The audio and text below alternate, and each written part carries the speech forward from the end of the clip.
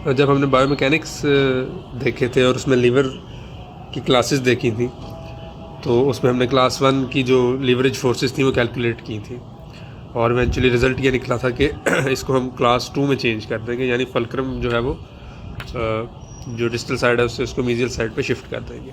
तो उसी की थोड़ी सी डिटेल देखते हैं कि ऐसा क्यों किया जाता है। तो ये फिर क्लास 1 लीवर की सिंपल सी कैलकुलेशन है कि फलक्रम के एक साइड पे जो मोमेंट बनेगा वो दूसरी साइड के मोमेंट के इक्वल होगा, यानी यहाँ से आपकी जब टिश्यू वर्ड फोर्सेस लगेंगी डेंचर के ऊपर, तो ये वाला पार्ट इस तरफ को रोटेट करेगा डाउनवर्ड, और फलक्रम के दूसरी तरफ जो पार्ट होगा वो अपवर्ड को इस तरह रोटेट करेगा। तो एक साइड का जो मोमेंट होगा वो एफ इंटू मोमेंट आर्म से निकल आएगा, दूसरी साइड का भी एफ इंटू मोमेंट आर्म से निकल आएगा। तो अगर हम सिंपली कह दें कि 50 न्यूटन फोर्स लगी थी हमारे डेंचर के ऊपर और उसका फलक्रम से डिस्टेंस 20 मिलीमीटर था, तो इस साइड पे जो टोटल टॉर्क बनेगा वो 1000 होगा। और दूसरी साइड पे फोर्स हमने फाइंड करनी है कि क्लैस्प एंगेज जब करेगा अबटमेंट को, तो अबटमेंट के ऊपर कितनी फोर्स लगाएगा, जबकि मोमेंट आर्म वहाँ पे सिर्फ 5 मिलीमीटर है। तो आंसर आता है हमारा 200 न्यूटन, यानी सिर्फ 50 न्यूटन की फोर्स आपके क्रूजर लोड अगर आपके डिस्टल एक्सटेंशन बेस के ऊपर लगे और वो डेंचर को रोटेट करवाए, यानी यहाँ से वो टिश्यूवर्ड मूव करे और फलक्रम के आगे से यानी रेस्ट के आगे एंटीरियरली जितना आपका डेंचर पड़ा है वो अपवर्ड को रोटेट हो और क्लैस्प आपके अबटमेंट को इंगेज करे, तो वो 200 न्यूटन फोर्स लगाएगा, यानी फोर्स आपकी 4 टाइम्स इंक्रीज़ हो जाएगी। अब यही कैलकुलेशन जो है हम क्लास 2 लीवर के ऊपर अप्लाई करके देखते हैं। तो उसमें ये होगा कि जो रेस्ट है वो हमने ऑब्वियसली मीजियली शिफ्ट कर दिया है, मीजियल सरफेस के ऊपर रेस्ट होगा और उसकी जगह हमने सी शेप की जगह आई बार क्लैस्प दे दिया है। बाकी जो वैल्यूज़ रखेंगे वो सेम रखेंगे ताकि जो रिज़ल्ट आए वो हमारे पास कंपेरेबल हो। तो 50 न्यूटन की ही फोर्स लगी है जो इसी तरह हमारे डेंचर को नीचे की तरफ मूव करेगी, और उसका डिस्टेंस फलक्रम से, जो पहले फलक्रम जो रेस्ट था वो यहाँ पे था, डिस्टली था, तो अब वो मीजियली क्योंकि शिफ्ट हो गया, तो वो समझ लेंगे पहले हमने डिस्टेंस 5 मिलीमीटर लिया हुआ था यहाँ से, तो वो डिस्टेंस हमने ऐड कर लिया, तो वो 25 मिलीमीटर हो गया। और वैसे तो ये डिस्टेंस 4 मिलीमीटर से कम होना चाहिए, लेकिन चले 4 मिलीमीटर इसको रख लेते हैं और देख लेते हैं कि क्या रिज़ल्ट आता है। तो इस साइड पे 50 मल्टीप्लाई बाई 25 का टॉर्क हो जाएगा, और ये वाला जो टॉर्क होगा बेसिकली फोर्स तो फाइंड करनी होगी, ये 4 हमारे पास यहाँ आ जाएगा। तो इसको जब हम कैलकुलेट करेंगे तो वो आता है 312.5 न्यूटन, यानी क्लास 2 लीवर प्रिंसिपल के अंदर जब हमने रेस्ट को मीजियली शिफ्ट कर दिया है, तो जो ओवरऑल हमारे पास फोर्स का कंपोनेंट है वो इंक्रीज़ हो गया है, यानी 50 न्यूटन ही फोर्स लगाएं तो हमारे अबटमेंट पे जब क्लैस्प एंगेज होगा तो वो 312 न्यूटन की फोर्स लगाएगा। तो क्वेश्चन ये है फिर कि हम क्लास 2 लीवर क्यों प्रेफर करते हैं और रेस्ट को मीजियली शिफ्ट क्यों कर देते हैं। तो इसको समझने के लिए ज़रूरी है कि डेंचर की जो मूवमेंट्स हैं ड्यूरिंग फंक्शन वो हमें पता हो कि किस तरह मूव करेगा। तो ये एक सिंपल क्लास 1 लीवर की प्रिंसिपल पे डेंचर डिज़ाइन हुआ है, जिसमें डिस्टल साइड पे हमारा रेस्ट है जो कि एज फलक्रम एक्ट करेगा, और यहाँ पे हमारा सी शेप क्लैस्प है और इधर सारा डिस्टल एक्सटेंशन बेस है जिसके ऊपर क्लूजल फोर्स लगनी है। तो इसकी बिल्कुल एक जो एग्जांपल बनती है वो सी सॉ की बनती है, यानी यहाँ पे फोर्स लगेगी और रेस्ट यानी फलक्रम के अराउंड वो रोटेट होगा, यानी यहाँ से नीचे जाएगा और क्लैस्प यहाँ से ऊपर जाके तो अंडरकट में इंगेज होगा और ऊपर जाते ही वो जो हमारा अबटमेंट है उसके ऊपर फोर्स लगाएगा, यानी सिंपल सी सॉ के इस तरफ आपने नीचे की तरफ फोर्स लगाई है तो वो यहाँ से ऊपर उठ जाएगा। ये सारा प्रिंसिपल है, और मूवमेंट जो है वो बेसिकली फलक्रम के अराउंड होनी है जो हमारा रेस्ट है। अब इसी के साथ हम क्लास 2 को देख लेते हैं। क्लास 2 में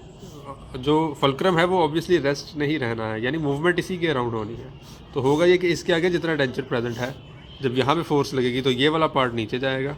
और इसके आगे जितना एंटीरियरली डेंचर का प्लेट है, मेजर कनेक्टर का पार्ट जाएगा, वो ऊपर की तरफ उठ जाएगा।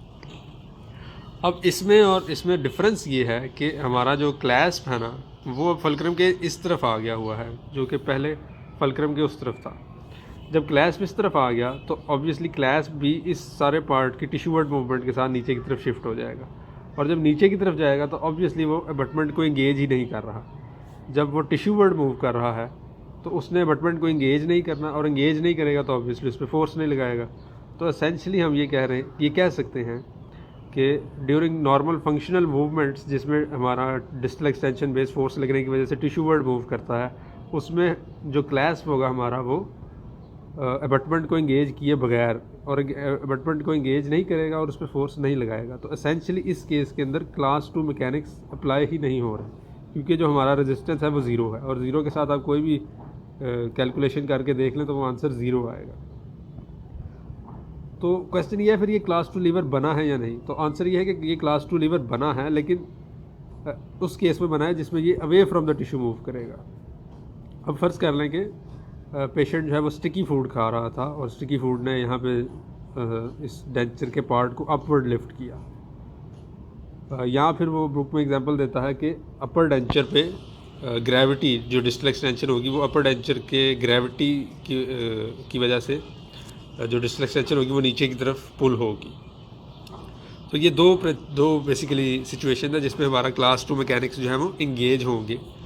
जब हमने मीजियल साइड पर रेस्ट दिया होगा। तो होगा ये बेसिकली कि ये ऊपर की तरफ जाएगा। अब होगा ये कि ये सारा पार्ट जो है हमारा ऊपर की तरफ जाएगा और क्लैस्प भी ऊपर जाएगा इसी पार्ट के साथ, और ये वाला जो पार्ट है आगे वाला वो नीचे की तरफ आएगा। तो अब ये जब पार्ट ऊपर जाएगा तो क्लैस्प ऑब्वियसली आपके अबटमेंट को इंगेज करेगा, और इसके साथ फिर जो सारी क्लास 2 की हमने पढ़ी है कि 50 न्यूटन की फोर्स अगर आपकी स्टिकी फूड लगा रही थी और depending on the moment arms, तो वो उसको 4 टाइम से भी ज़्यादा इंक्रीज़ कर देगा, 4-5 टाइम से भी ज़्यादा इंक्रीज़ कर देगा। तो अब सवाल ये होता है कि स्टिकी फूड्स खाने से जब डेंचर की away from the tissue movement होगी तो क्लास 2 मैकेनिक्स तो अबटमेंट के लिए डेट्रीमेंटल है, तो उसको कैसे रोका जाए। तो उसके लिए हम आगे एक इनडायरेक्ट रिटेनर लगा देते हैं। तो जो इनडायरेक्ट रिटेनर है उसका काम बेसिकली होता है कि वो टिश्यू जो अवे फ्रॉम टिश्यू मूवमेंट है वो नहीं होने देगा। तो जब भी आपका जो अबटमेंट है वो अवे फ्रॉम टिश्यू जाने की कोशिश करेगा, यानी ये पार्ट ऊपर जाने की कोशिश करेगा और ये पार्ट नीचे, तो जो इनडायरेक्ट रिटेनर होगा वो एक्टिवेट हो जाएगा और जो इंटीरियर पार्ट होगा उसको नीचे नहीं आने देगा, और नीचे नहीं आने देगा तो ऑब्वियसली ये वाला पार्ट ऊपर भी नहीं जाएगा। ये पार्ट ऊपर नहीं जाएगा तो अबटमेंट इंगेज नहीं होगा, और इंगेज नहीं होगा तो उस पर क्लास 2 लीवर की फोर्सेस नहीं लगेगी। तो ये सारा जो कंसेप्ट है वो मीजियल जो आपकी फल्क्रम शिफ्ट करने से हो गया है। एक तो आपने क्लास 1 एलिमिनेट कर दिया कि उसमें आपकी क्लास 1 की कोई डेट्रीमेंटल फोर्सेस नहीं लग रही। दूसरा है कि क्लास 2 भी जिन सिचुएशंस में लग रहा है उसको आपने एक एक्स्ट्रा कंपोनेंट लगा के